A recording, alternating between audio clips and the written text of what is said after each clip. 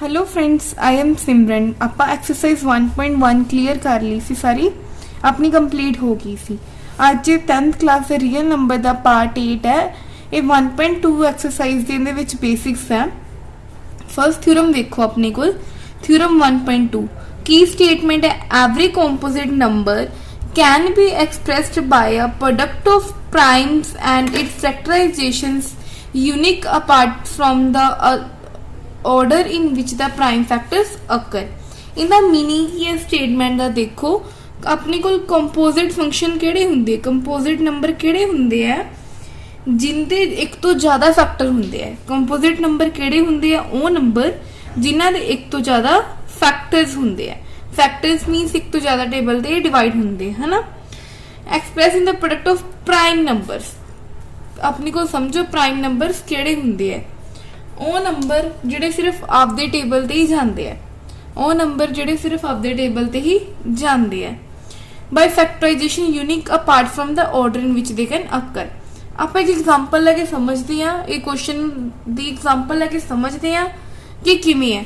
जिवें आप 240 दे आप की करना, एक फैक्टर्स बनाने हैं, ठीक है। आप 240 दे एक फैक्टर्स बनाने हैं। आप 240 नूं लिख लिया इत्थे। सब तो पहला वेखना है कि जिहड़ा 240 है वो किहड़े टेबल ते डिवाइड हुंदा, किहड़े प्राइम नंबर ते। आप पहला प्राइम नंबर लैने हैं। प्राइम नंबर किहड़े नंबर हुंदे जिहड़े सिर्फ आपदे टेबल ते ही जांदे है। जिवें 2 एक प्राइम नंबर है, 3 एक प्राइम नंबर है, 5 एक प्राइम नंबर है, 7 एक प्राइम नंबर है, 9 एक प्राइम नंबर है, 7 एक प्राइम नंबर है जिहड़े सिर्फ आपदे टेबल ते ही जांदे, 9 नहीं है। क्लियर, एक प्राइम नंबर हुंदे है। जिवें 13 11 ये सारे की एक प्राइम नंबर है जिहड़े सिर्फ आपदे टेबल ते ही जांदे है। हम 240 ले लिया, ठीक है। ये आप इनका मतलब देखना है, ये आप ऑर्डर दे विच आपां नूं किवें किया है, पहला आप सब तो छोटा प्राइम नंबर लेना है, फिर उस तो वड्डे ते डिवाइड करना है। जिवें 240 है, आप देखना है ये 2 दे टेबल ते जिहड़ा डिवाइड हुंदा पिया कि नहीं हुंदा पिया। जिवें 2 1s 2, फिर आप 4 थल्ले उतारिया, 2 2s 4 आ 0 में। ये हुण 2 दे टेबल ते पूरा डिवाइड हो रहा है क्योंकि एंड ते 0 बचा। 2 दे टेबल ते डिवाइड हो रहा है, अपने कोल कितना आ गया 120। फिर आप वेखना है कि अपने कोल जिहड़ा 120 है ये 2 दे टेबल ते डिवाइड हुंदा पिया 60 जाके हुंदा पिया, ठीक है, क्योंकि अपने को रिमाइंडर 0 बचा सी। हुण जिहड़ा 60 है ये 2 दे टेबल ते हुंदा पिया डिवाइड कि नहीं हुंदा पिया, हुंदा पिया 2 3s 6, ठीक है। ये भी हुंदा पिया अपने कोल 2 दे टेबल ते डिवाइड। हुण आप 30 देखना है कि ये 2 दे टेबल ते डिवाइड हुंदा पिया कि नहीं हुंदा पिया। 2 दे टेबल ते डिवाइड हुंदा पिया, 2 5s 10, अपने कोल 2 दे टेबल ते डिवाइड हुंदा पिया। हुण अपने कोल आ गया 15।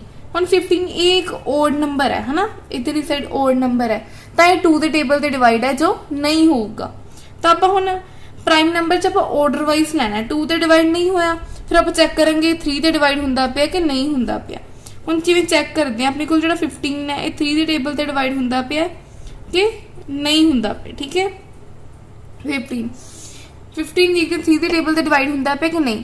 3 6 9 12 15 हुंदा पिया किन्ने ते हो रहा है 5 ते हो रहा है अपने कोल 15। ये 2 दे टेबल ते डिवाइड हो रहा है, सॉरी 3 दे टेबल ते डिवाइड हो रहा है। हुण जिहड़ा 5 है 5 दे टेबल ते डिवाइड होगा। आप इनू उदों तक सॉल्व करना है जदों तक अपने कोल नीचे की है 1 नहीं बचता। हुण एक कंपोजिट फंक्शन ही है 240, क्यों, क्योंकि इहदे एक तो ज़्यादा फैक्टर बनते पे है। तो आप फैक्टर किवें बनाने, आप प्राइम नंबर वेखने हैं।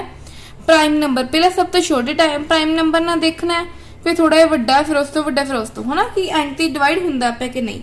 जिवें आप 240 दे आप की फैक्टर्स बनाए सी, आप 240 दे की बने से अपने को 2 × 2 × 2 × 2 × 3 × 5 यही फैक्टर्स बने सी ना अपने को 240 दे। हुण जिहड़ा 2 आ आप इहनूं एवें भी लिख सकते हैं 2 दी पावर 4 × 3 × 5। ਜਦੋਂ ਆਪਾਂ ਪੂਰੀ ਨੂੰ ਇਹਨੂੰ ਸੋਲਵ ਕਰਦੇ ਆ 2 2 ਦਾ 4 4 2 ਦਾ 8 8 2 ਦਾ 16 16 3 ਦਾ ਅਗੂੰਗਾ ਜੋ 5 ਤੱਕ ਆਪਾਂ ਜਦੋਂ ਇਹਨੂੰ ਮਤਲਬ ਮਲਟੀਪਲਾਈ ਕਰਕੇ ਸੋਲਵ ਕਰਦੇ ਆ ਆਪਣੇ ਕੋਲ ਜਿਹੜੀਆਂ ਦੋਵੇਂ ਟਰਮਸ ਆ ਇਕੁਅਲੀ ਆਣਗੀਆਂ। ਆਪਾਂ ਚੈੱਕ ਕਰ ਸਕਦੇ ਆ ਕਿ ਆਪਾਂ ਇਹ ਮੈਥਡ ਸਹੀ ਅਪਲਾਈ ਕੀਤਾ ਕਿ ਨਹੀਂ ਅਪਲਾਈ ਸਹੀ ਕੀਤਾ। अगर ये दोवें इक्वल आंदे इहदा मतलब अपना जिहड़ा मैथड आपां लाया ये जमा सही है, अदरवाइज सही नहीं है। बस स्टेटमेंट च लिखना एवरी कंपोजिट नंबर किहड़ा नंबर है जिंदे एक तो ज़्यादा फैक्टर्स हुंदे है उहनूं आपां एक्सप्रैस कर सकते हैं product of prime numbers and factorization unique apart from the order they which लिखना है कि पहलां आपां किहड़े प्राइम नंबर है जिहड़े सिर्फ आपदे टेबल ते ही जांदे है। कंपोजिट नंबर कंपोजिट फंक्शन वो जिंदे एक तो ज़्यादा फैक्टर्स होंगे अपने कोल। ऑर्डर दे विच वेखना मीनस पहला आप 2 ना डिवाइड करके वेखना है, अगर 2 ना नहीं हुंदा पिया फिर आप 3 ना करके वेखना है।